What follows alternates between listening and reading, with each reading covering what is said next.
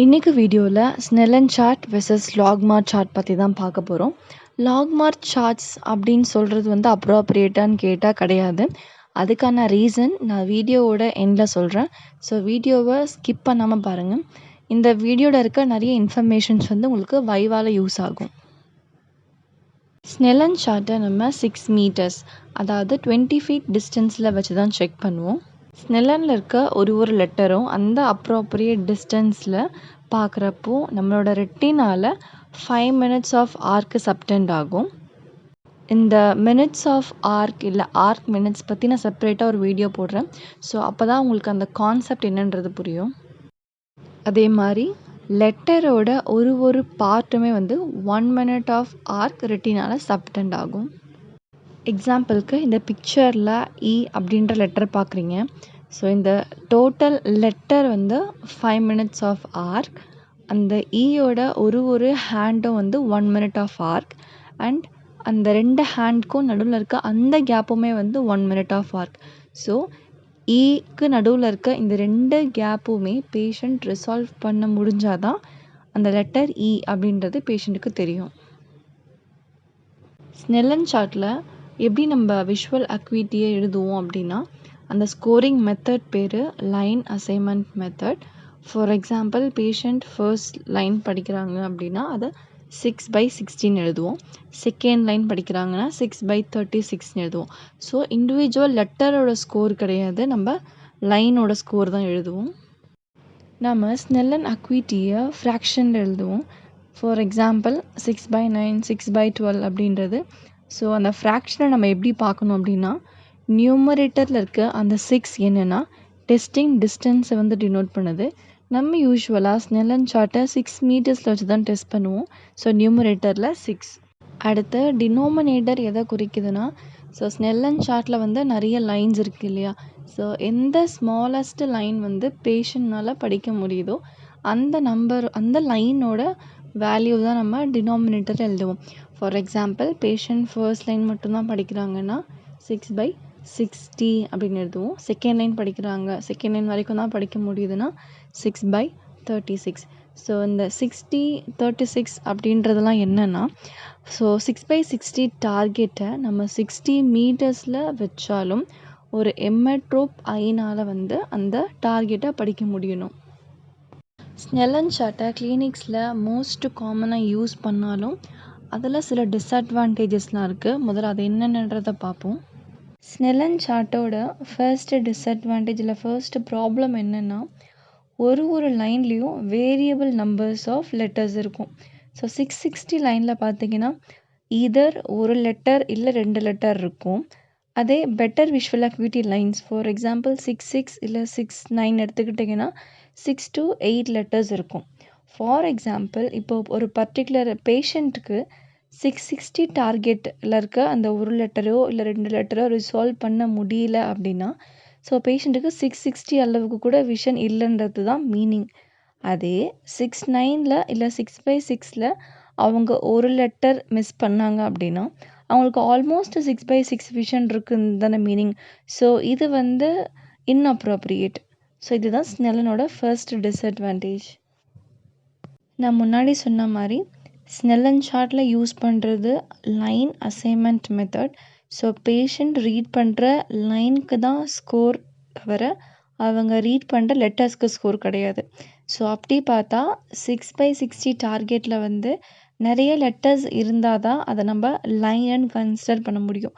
But ஆக்சுவலாக அங்கே நம்ம கொடுக்கறது வந்து லெட்டருக்கான மார்க் தான். ஏன்னா 660யோ இல்லை 6/36லேயோ வந்து ஒரு லெட்டர் தான் இருக்க போகுது. ஸோ அதை நம்ம வந்து ஒரு லைனாக கன்சிடர் பண்ணுறோம் ஸ்னெல்லன் சார்ட்டில். ஸோ இதுவும் வந்து இன்அப்ரோப்ரியேட் தான். ஸோ இந்த மாதிரி இர்ரெகுலராக லெட்டர்ஸோட ப்ரொக்ரெஷன் லைன் பை லைன் இருக்கிறதுனால ஸ்னெல்லன் விஷுவல் அக்யூட்டியை ஸ்டாட்டிஸ்டிக்கலாக நம்ம கேல்குலேட் பண்ணுறது வந்து டிஃபிகல்ட்டாக இருக்கும்.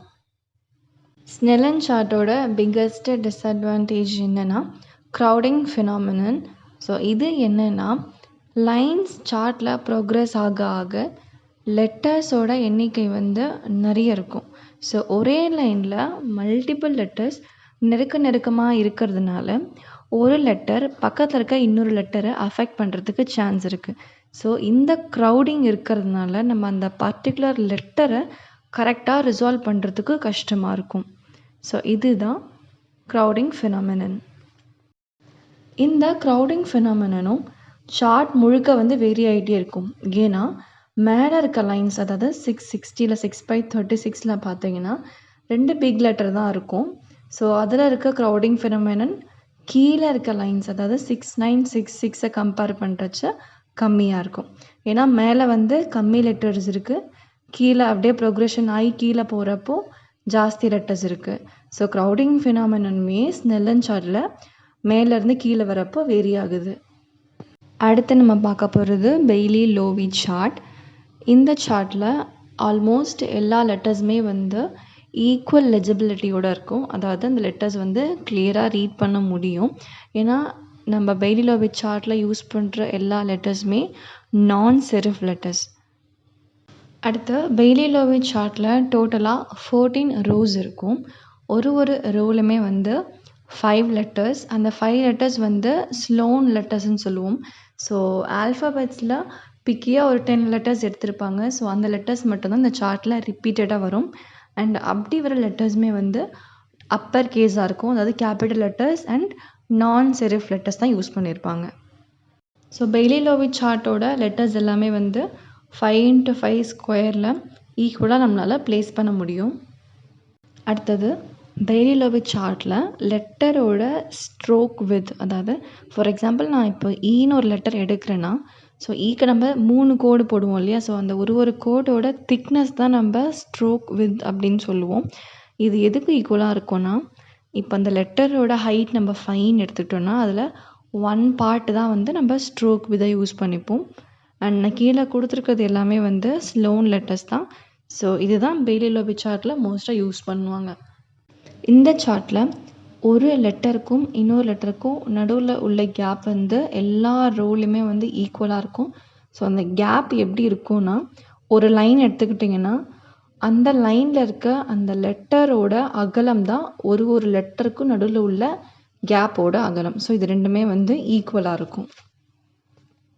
அதே மாதிரி 2 ரோக்கும், அதாவது 2 லைனுக்கும் நடுவில் இருக்க கேப்புமே வந்து ஒரு ரோக்கும் ஈக்குவலாக இருக்கும்.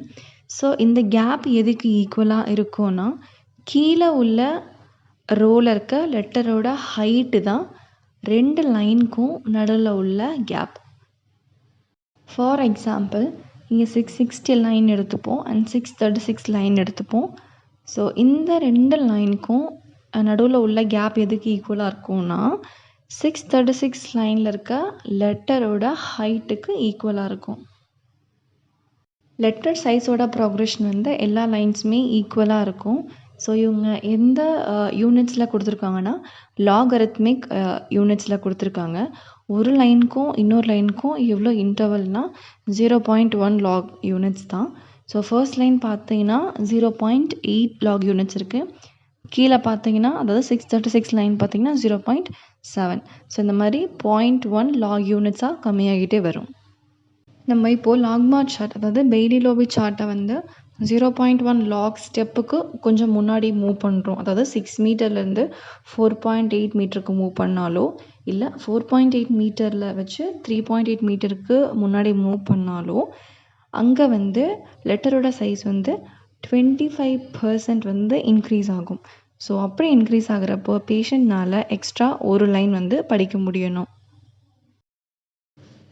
பெய்லி லோவி சார்ட் வந்து நம்ம ஈஸியாக வேரியபிள் டிஸ்டன்ஸில் வச்சு விஷுவல் அக்யூரேட்டை செக் பண்ணிக்க முடியும்.